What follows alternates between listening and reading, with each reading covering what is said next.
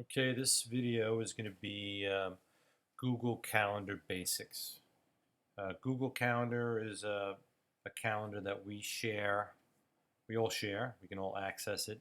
And what we're using that for is to track any kind of business related events as well as job specific events. So I'll just go upper right hand corner. That's the Google Calendar app. The login is truerestorationsny@gmail.com.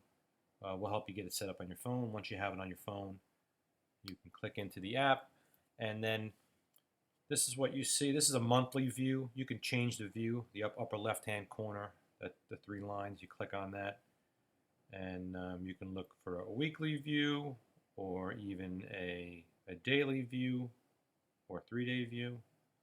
So, I would say stick with the weekly or the monthly. Doesn't really matter much. The information's there. You can access it all. So we'll go with the monthly. Just it's easier to see.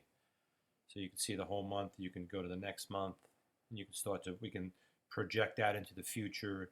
Larger jobs that are going to need to be done over a period of months and lay it all out. And we also use it to put in, any time that we're out of town, vacation time, guys taking off, um, all sorts of information. This is the phone app. The the desktop version gives you more functions. So, but we're just going to stick with the phone for now. So let's go to the three bars on the top again, and roll down here. You can see the big T, True Restorations NY at Gmail. That's the main account. And then below that, you'll see a series of sub-calendars, events being one of them, reminders, a Gemian job, Bindbaum. And each one of our jobs will be a sub-calendar of the True Restorations NY account. So let's go, and you can filter what you see.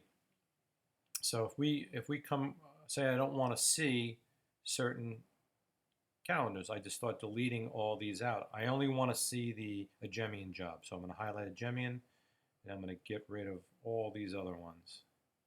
So that's, as far as this True Restorations NY account, that's all we're going to see. Everything else is so now that's what we're looking at, just the Gemian job. So if we use this properly, and the project managers get assigned the job, and then they start to build the calendar for events for that specific job, they would probably be best to do that on a desktop. In order to create a sub calendar for a job, you'd have to do it on a desktop. And you create the job, give it a color, and then you start any key dates or events, delivery times, anything that's pertaining to that job should get put onto the Google Calendar so we can see it. And if you want to clean up the view, you can just filter that down to just show whatever calendar you want to show. So I'm gonna put all these other ones back. Because we're gonna see all the jobs in totality. And that's it. So that's kind of the basic layout. The particular entries. I'll go into that next. But main calendar, sub calendars. Let me show you one other thing. So we are currently in the Google Calendar app. Now I'm going to go to my phone calendar. Right. So within your phone calendar, I use the phone calendar for any entry. If I wanted to create a job entry, I have the calendar, my True Restorations NY calendar, linked to my iPhone calendar, the main calendar app. So come down here in the middle. If you have an iPhone, I'm sure the Droids work something similar. You can assign multiple calendars to show up on your phone calendar. So I'm going to go to the middle button on the bottom, calendars, click it, and you'll see I have my personal Gmail account. I have a calendar I share with Kyle, my son. I have a calendar I share with my wife, Elise, and then my True Restorations calendar. So same type of deal. You can filter all the jobs or none of the jobs. If I wanted to just show me the Gemian job, I could I can unclick all of my calendars. And now if I wanted to view the Gemian job from my main calendar and iPhone, I could do it that way. But I wouldn't use that.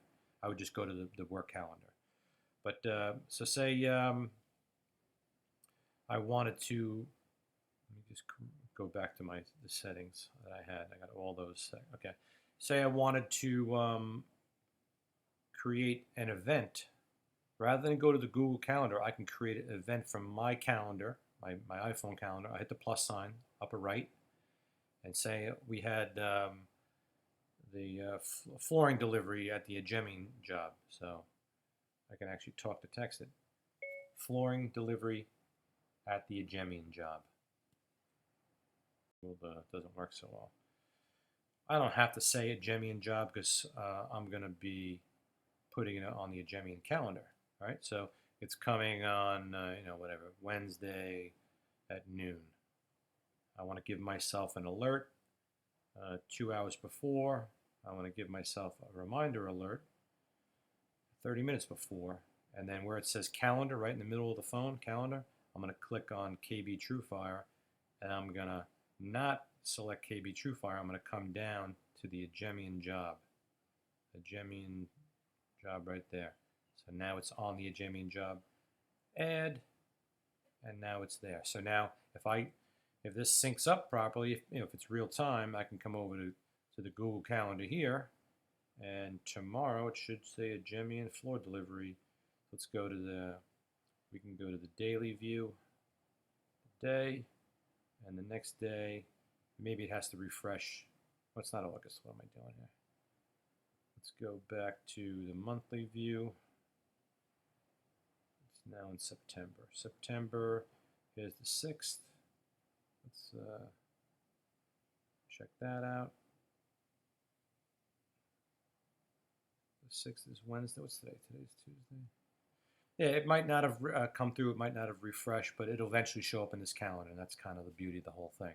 So what I just showed you was using your calendar in your phone. I have an iPhone, so my iPhone calendar over here, and creating an entry that'll show up in the Google Calendar. That's some basic uses. We'll go into a little more detail of creating an event on the next video.